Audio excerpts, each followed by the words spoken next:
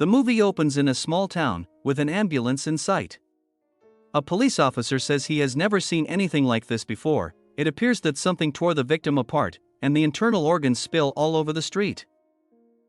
A teenage boy named John is watching this scene, and then he rides away on his bicycle.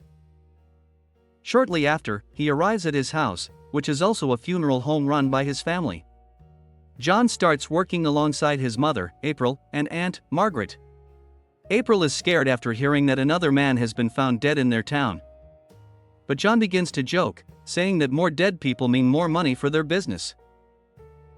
In the following scene, John arrives at the crime scene where the victim was killed.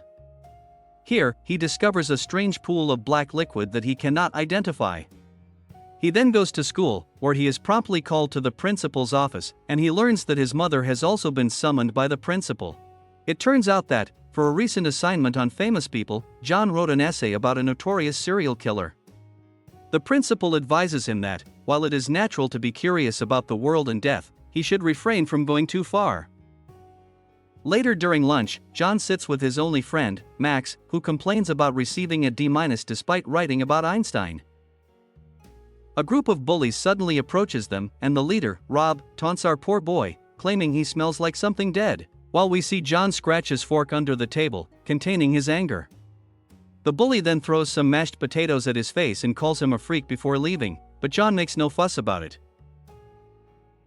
After school, John meets his therapist, Dr. Neblin, and we learn that John is a diagnosed sociopath who has set several rules for himself to avoid causing trouble. One of the rules is that if he feels like killing someone, he simply smiles at them. Despite this, John is concerned that he may act violently someday, but Dr. Neblin assures him that, while he is a sociopath, this does not imply that he will act on his impulses. He tells John that he has control over his destiny and that he is a good person. Next, John pays a visit to his 79-year-old neighbor, Mr. Crowley, who has become extremely frail due to his age. John helps the old man in building a fire pit. While he's working, Crowley asks for help with his phone so he can send his wife, Kay, a picture of him to her. John helps right away, making the old man happy. Just then, John's attention is drawn to the girl next door, Brooke, whom he has a crush on. In the next scene, he returns to the funeral home and learns that they have received the man's body who was found dead earlier that morning. The family begins working together to prepare the corpse, which turns out to be a challenge as it's literally in pieces, and Aunt Margaret discovers that one kidney is missing. This makes John speculate that the killer might have taken it, but his mother doesn't like the idea. The following morning, John watches the news and discovers that another murder has occurred. The same black substance was found at this crime scene as well. After school, John and Max visit the crime scene and try to understand the killer's pattern, and they realize that the attacks are more brutal than needed. The scene then shifts to Halloween night, where Max and John are trick-or-treating. Since the town is plagued by the haunting murders, Max's father decides to join them with a baseball bat for protection. John then notices a suspicious person walking down an alley, but he soon disappears without a trace. Later that night, the boys go to a dance party, where Brooke approaches John. She appears to like him as well, but this is when Rob, the bully, shows up and begins bothering John. Our hero tries his best to compose himself, but the bully crosses all limits when he insults his mother. Having had enough, John reveals to him that he's a diagnosed sociopath. He claims that Rob is just an object to him and that he is very interested in cutting him open to see what is inside. The bully, Rob, gets a little alarmed by this and leaves the area, not before calling John a freak. Days later, Dr. Neblin and John have another therapy session on a rooftop.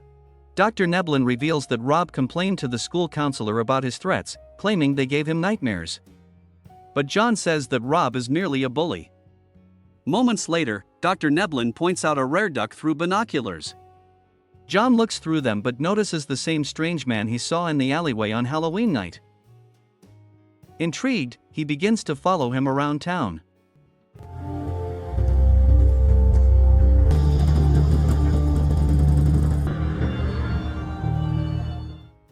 After a while, the man approaches John's 79-year-old neighbor, Mr. Crowley, who is about to go ice fishing, and offers to help. The latter agrees without hesitation, and they drive off in his car. Fearing for Mr. Crowley's life, John decides to follow them on his bicycle. In the next scene, the two men arrive at a frozen lake, where John hides behind a tree to observe them. The strange man then uses a chainsaw to cut a hole in the ice, and Crowley thanks him for his help. But when Mr. Crowley is coughing, the strange man grabs a knife and attempts to attack him from behind. But then this happens. To John's surprise, the old guy swiftly turns around and thrusts a twisted branch that appears out of nowhere into the man's chest, killing him instantly. Mr. Crowley then removes the man's lung and then rips open his own chest, extracts his blackened lung, and replaces it with the man's. This replacement seems to make it much easier for him to breathe. Witnessing this horrific scene, John realizes that Crowley isn't just a normal serial killer. The scene then cuts to John lying on a morgue table, still shaken by what he witnessed. He later sees a news report about a man named Emmett, who disappeared in Arizona 42 years ago. There were signs of struggle at his home, but the body was never discovered. Strangely, similar to the recent murders, a black liquid was found at the scene. In the evening, John follows Crowley and his wife, Kay, to a ballroom dance. The couple is seen dancing happily together, but the old man struggles to move due to severe arthritis in his legs. As a result, another old man named Greg takes Kay for a dance, while Crowley watches and thinks of something. After the dance, Crowley takes his wife to a restaurant, and the curious John follows them. However, he accidentally comes across his mother and Dr. Neblin eating dinner together. They are nervous to see him and assume John has followed his mother all the way to the restaurant. A furious John accuses them of secretly dating, but April clarifies that they only meet sometimes to discuss John's medical progress.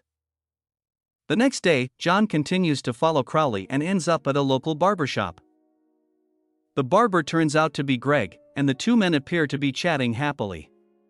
But then, when Greg goes inside to fetch some scissors, Crowley quickly lowers the blinds, turns off the open sign, and locks the door. He then goes into the other room and tries to murder Greg. Upon witnessing this, John panics and sets off an alarm outside the barbershop. Two cops happen to be nearby, and they rush over to investigate. Crowley lets them in without hesitation, but then,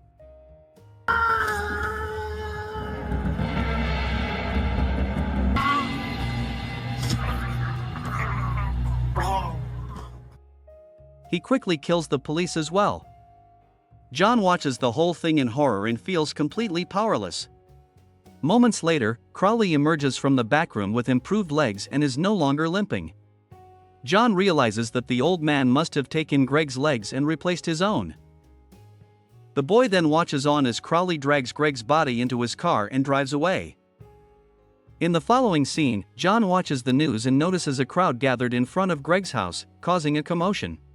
They suspect him of being the killer since two cops were found dead at his barbershop, while he's still missing. The next morning, Crowley is clearing snow off his car when he finds a note that says, "I know who you are." This makes the old man terrified, while John watches him from a window and smiles. After this incident, John learns that Crowley gets so scared that he doesn't come out of the house for a week. One night, John goes to visit him and finds out that his health has worsened significantly. He helps the old man climb the stairs, and Kay informs him that her husband refuses to see a doctor. John takes him to the bathroom, while Crowley expresses gratitude to the young man for his help and admits that he's very worried about Kay. He can't imagine leaving her alone if something happens to him. The scene then shifts to Christmas. In the evening, while wearing a panda ski mask, John calls Mr. Crowley from a payphone and introduces himself as the person who sent the note. Although the old man is unwilling to talk, John presses him, asking whether it hurts to remove his own organs. Crowley admits that it hurts, but he has no choice but to do it. John then inquires about Emmett from Arizona and asks what he took from him. Crowley responds that he took Emmett's life, which would have probably been loan. But then, during their conversation, John realizes that Crowley is driving, which means he's probably coming after him. Shortly after, Crowley manages to find him, though he can't see his face. John immediately leaves the payphone, while the old man chases after him. Luckily, the latter eventually escapes and arrives at his friend Max's house. Moments later, as he looks out the window, he notices that Crowley has followed him to the house. Max asks him what he's doing here since they haven't met in 2 weeks, and John responds that he is losing his mind and breaking the rules. He explains that he has rules to help him stay normal and out of trouble. One of the rules is to spend time with Max, because they do normal things together. Max is shocked to learn that they have been friends for 3 years just to make him feel normal. This makes him furious, and he kicks John out of the house. With no other option, John puts on the panda mask and heads to his house. But after walking for a while, he shockingly notices Crowley attacking Max's father. John panics and attempts to pull the poor man away. But the monster, who doesn't recognize him, begins growling and orders him to stay away. Realizing he can't do anything in this situation, John walks away. Having had enough, John decides to take action against Crowley, and he knows that the man loves his wife more than anything in this world.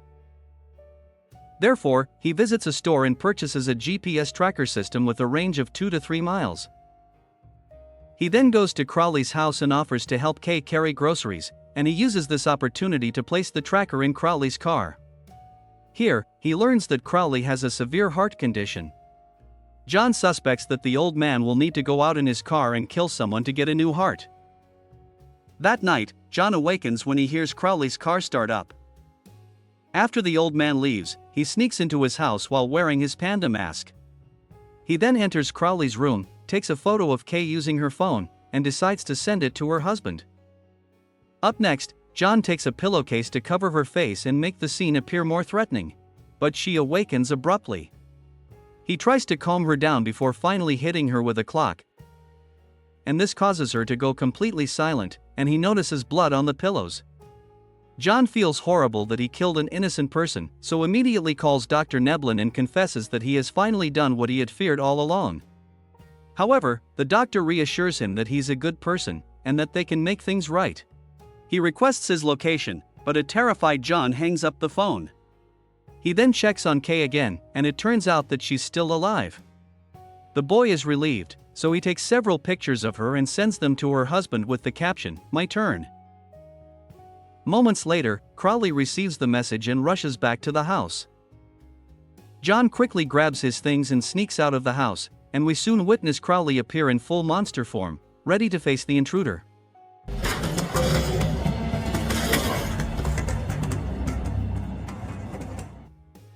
Outside, John attempts to retrieve the tracker from Crowley's car, but is shocked to discover Dr. Neblin dead in the back seat.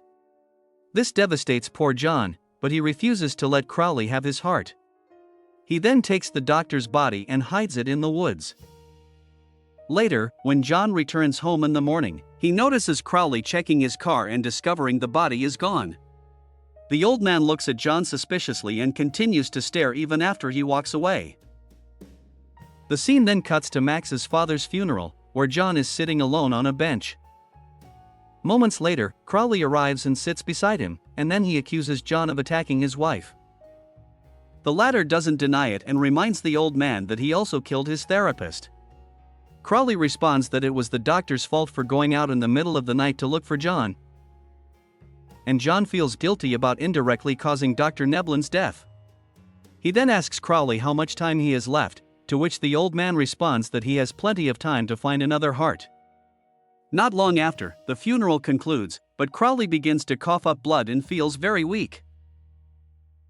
He is left alone when everyone leaves, so John locks the door and traps him inside.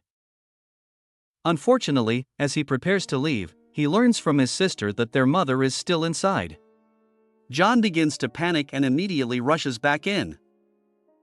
He heads to the morgue and finds his mom unconscious, with Crowley sitting in front of her. The old man eerily informs John that he will die soon without a healthy heart, so he needs one at any cost. He demands to know where the doctor's dead body is and threatens to kill April. John initially pretends to cooperate and claims that the body is in the freezer, but when Crowley moves toward the freezer, he quickly strikes him with a metal bar, injuring him. April then wakes up and is shocked to see Crowley's monstrous hand, so John explains that the old man is the serial killer who has been murdering people. He then asks for her assistance in restraining him, and the two use some straps to tie him to the bed.